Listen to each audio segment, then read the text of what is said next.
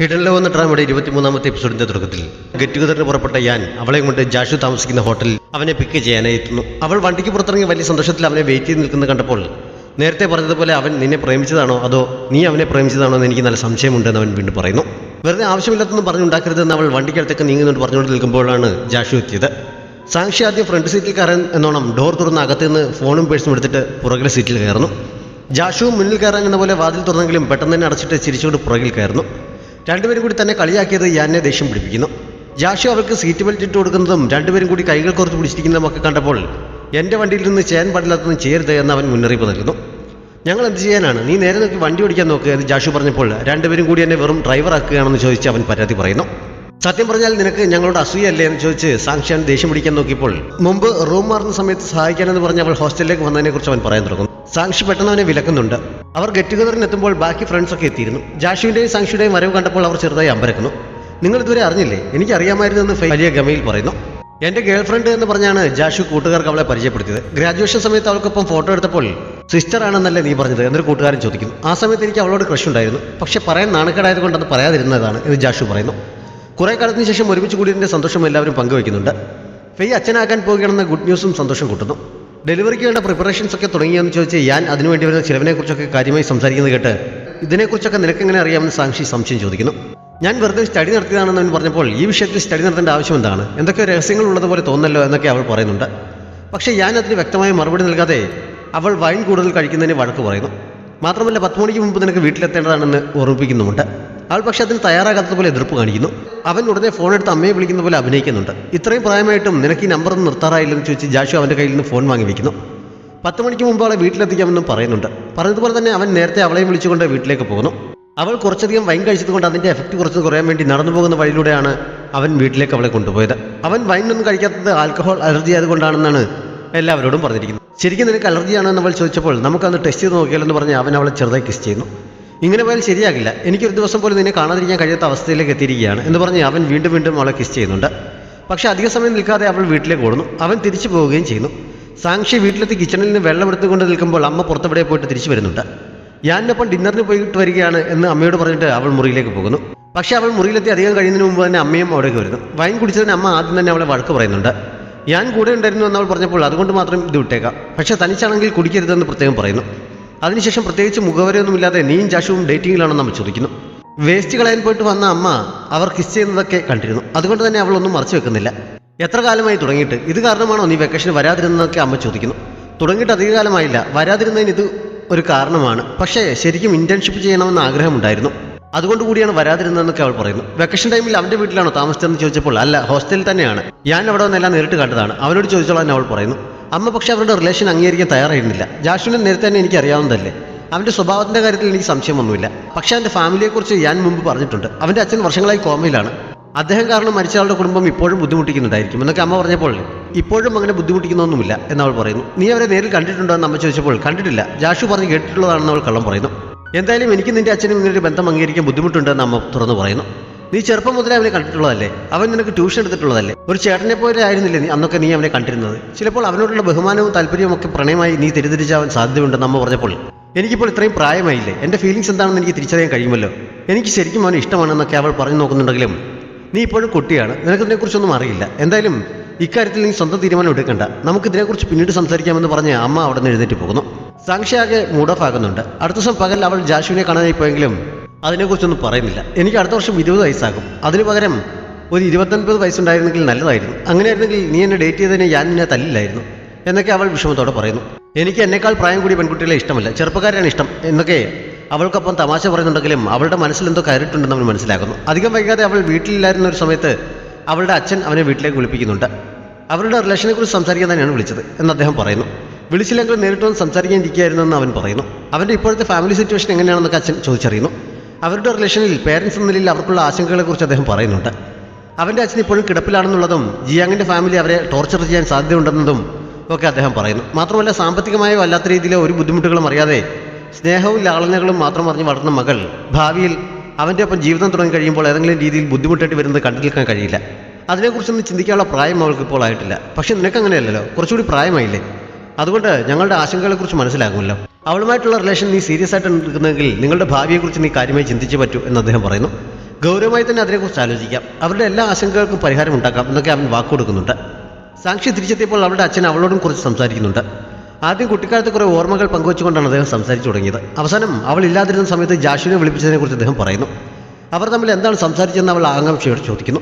അവരുടെ റിലേഷനിൽ തങ്ങൾക്കുള്ള ആശങ്കകളെക്കുറിച്ചാണ് സംസാരിച്ചത്. അതൊക്കെ അവനെ വേദനിപ്പിച്ചിരിക്കാൻ സാധ്യതയുണ്ട്. എന്നാലും നിങ്ങളുടെ റിലേഷനെ പറ്റി സീരിയസ് ആയി ചിന്തിക്കാമെന്ന് പറഞ്ഞിട്ടാണ് അവൻ പോയത്. കുട്ടിക്കാലം മുതലേ ചെറിയ കഷ്ടപ്പാടുകൾ പോലും സഹിക്കാൻ നീ തയ്യാറായിട്ടില്ല. അതുകൊണ്ട് ഭാവിയിൽ നീ മോശം ജീവിതം നയിക്കണമെന്ന് ഞങ്ങൾ ആഗ്രഹിക്കുന്നില്ല. അതുകൊണ്ടാണ് ഞങ്ങൾക്ക് ഇതിനെക്കുറിച്ച് സംസാരിക്കേണ്ടി വന്നത്.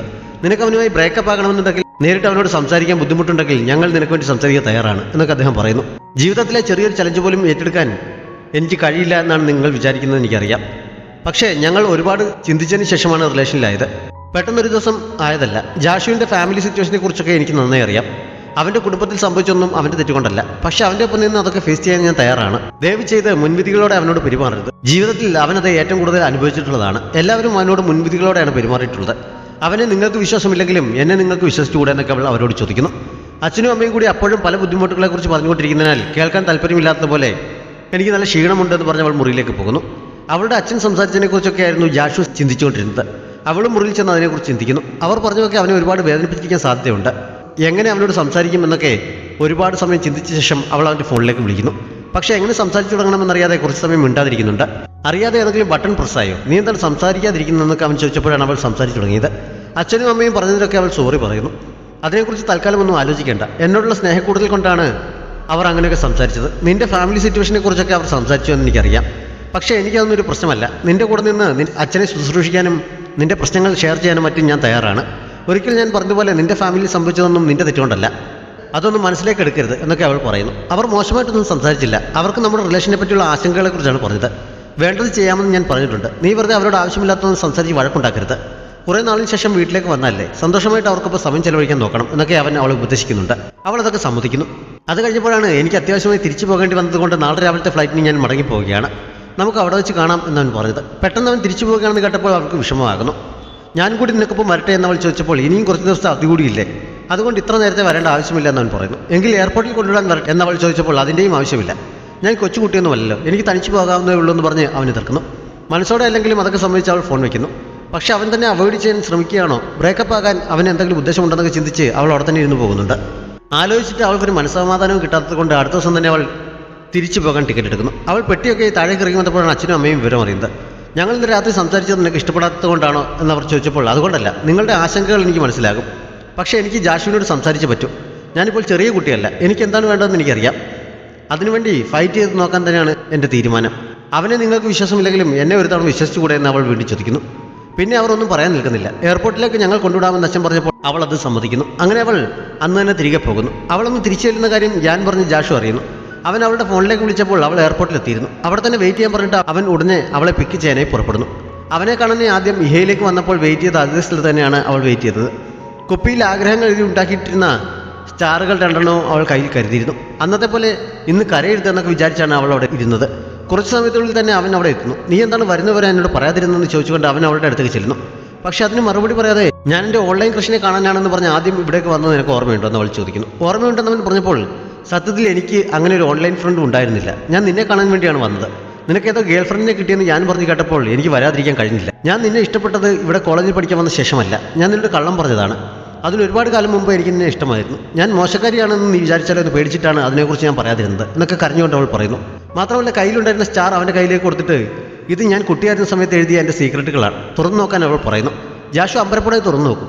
എനിക്ക് അവനോട് ക്രഷ് തോന്നി തുടങ്ങിയിരിക്കുന്നു എന്ന് പറഞ്ഞ് അവൻ്റെ പേരെഴുതിയൊരു സ്റ്റാർ ആയിരുന്നു ഒരെണ്ണം.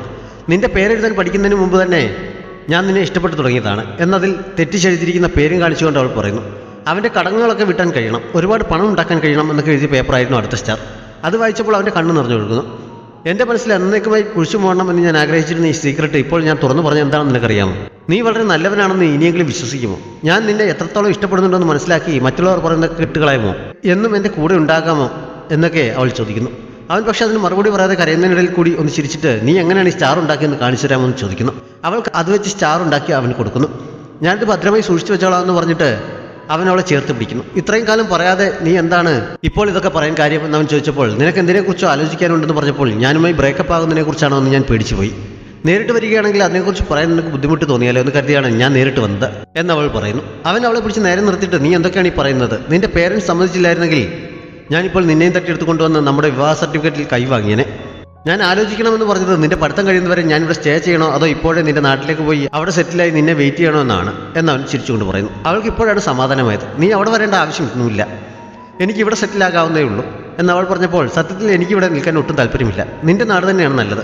ഇപ്പോൾ നീ ഇതിനെക്കുറിച്ചൊന്നും ആലോചിച്ച് ടെൻഷനാക്കണ്ട. പഠിക്കുന്നതിലും ബോയ് ഫ്രണ്ടിന് സമയം ചെലവഴിക്കുന്നതിലും ശ്രദ്ധിച്ചാൽ മതി. നിന്റെ അച്ഛനെയും അമ്മയും ഞാൻ സമയം പോലെ പോയി കണ്ട് സംസാരിച്ചോളാം എന്നൊക്കെ പറഞ്ഞ് അവൻ അവളെ സമാധാനിപ്പിക്കുന്നു. അവളെ പറഞ്ഞ് ചിരിപ്പിക്കുന്നുമുണ്ട്. അന്ന് രാത്രി എയർപോർട്ടിൽ വെച്ച് അവൾ പറഞ്ഞ കാര്യങ്ങളെക്കുറിച്ച് ഒക്കെ അവൻ ഉറങ്ങാതെ ചിന്തിച്ചുകൊണ്ടിരിക്കുന്നു. അവൾ നൽകിയ സ്റ്റാറും അവൻ്റെ കയ്യിലുണ്ട്. മുമ്പ് ഒരു തവണ കുടിച്ച് ലെവൽ തെറ്റിയ സമയത്ത് ഞാൻ ഇഷ്ടപ്പെടുന്ന ആൾ എന്നെ തിരിച്ചിഷ്ടപ്പെടുന്നില്ല എന്നൊക്കെ അവൾ കരഞ്ഞുകൊണ്ട് പറഞ്ഞത് തന്നെക്കുറിച്ചായിരുന്നു എന്ന് അവനിപ്പോഴാണ് മനസ്സിലായത്. അതേപോലെ തന്നെ ആദ്യം ഇഹയിലെ എയർപോർട്ടിൽ വെച്ച് അവൾ കരഞ്ഞുകൊണ്ട് പറഞ്ഞ ബോയ് ഫ്രണ്ട് താനായിരുന്നു എന്ന് അവൻ ഇപ്പോൾ ചിന്തിക്കുന്നു. അറിഞ്ഞുകൊണ്ടല്ലെങ്കിലും ഒരുപാട് തവണ താൻ കാരണം അവൾ കരയേണ്ടി വന്നതിൽ അവൻ വിഷമിക്കുന്നു. അതുകൊണ്ട് തന്നെ പതിവില്ലാതെ അന്നവൻ ഒരു ബിയർ കഴിക്കുന്നുണ്ട്. ഇടയ്ക്ക് മുറിയിൽ നിന്ന് എന്തിനോ പുറത്തേക്കിറങ്ങിയ സാക്ഷി അവൻ അപ്പോഴും ഉറങ്ങാതെ അവിടെ തന്നെ ഇരിക്കുന്നത് കണ്ട് അടുത്തേക്ക് ചെല്ലുന്നു. കുടിച്ചിട്ടുണ്ടെന്ന് മനസ്സിലായപ്പോൾ നിനക്ക് എന്ത് പറ്റിയെന്ന് ചോദിച്ചുകൊണ്ട് അവൾ അവിടെ ഇരിക്കുന്നു. ഞാൻ നിന്നെ വളരെ മോശമായിട്ടാണ് ട്രീറ്റ് ചെയ്തിരുന്നതെന്ന് എനിക്ക് തോന്നി എന്നവൻ പറഞ്ഞപ്പോൾ, ഞാൻ ഇന്ന് എയർപോർട്ടിൽ വെച്ച് പറഞ്ഞതിനെക്കുറിച്ച് ഓർത്തിട്ടാണോ നീ ഇങ്ങനെ പറയുന്നത്? മുമ്പാണെങ്കിലും ഇപ്പോഴാണെങ്കിലും നീ എന്നെ ട്രീറ്റ് ചെയ്യുന്ന പോലെ നന്നായി മറ്റാരും ചെയ്തിട്ടില്ല. അതുകൊണ്ട് ആവശ്യമില്ലാത്തൊന്നും ചിന്തിക്കേണ്ട എന്നൊക്കെ അവൾ പറയുന്നു. ഇത്രയും കാലത്തിനിടയ്ക്ക് ഒരുപാട് തവണ ഞാൻ നിന്നെ വിഷമിപ്പിച്ചിട്ടുണ്ടെന്ന് ഇന്നാണ് ഞാൻ അറിഞ്ഞത്. നീ എന്നെ ഇഷ്ടപ്പെട്ടത് വെച്ച് നോക്കുമ്പോൾ എനിക്ക് നിന്നെ ഇഷ്ടപ്പെടാനുള്ള പകുതി യോഗ്യത പോലുമില്ല. ആ കുറവുകൾ പരിഹരിക്കാൻ വേണ്ടി നമ്മൾ ഇനി ഒരുമിച്ചുള്ള ഓരോ ദിവസവും ഞാൻ നിന്നെ ഏറ്റവും നല്ല രീതിയിൽ ട്രീറ്റ് ചെയ്യാൻ ശ്രമിക്കാം. നീ എന്നെ തിരഞ്ഞെടുത്ത് തെറ്റായിപ്പോയി എന്ന് നിനക്കൊരിക്കലും ചിന്തിക്കേണ്ടി വരില്ല. എനിക്ക് നിന്നെ ഒരുപാട് ഇഷ്ടമാണെന്നൊക്കെ അവൻ പറയുന്നു. അവൾ മറുപടി എന്നോണം അവനെ കിസ് ചെയ്യുന്നുണ്ട്. അന്ന് രാത്രി അവർ ഒരുമിച്ച് കഴിയുന്നിടത്ത് ഈ എപ്പിസോഡ് അവസാനിക്കുന്നു. കമൻറ്റ് ചെയ്യാനും ലൈക്ക് ചെയ്യാനും ഷെയർ ചെയ്യാനും മറക്കരുത്. Thanks for watching.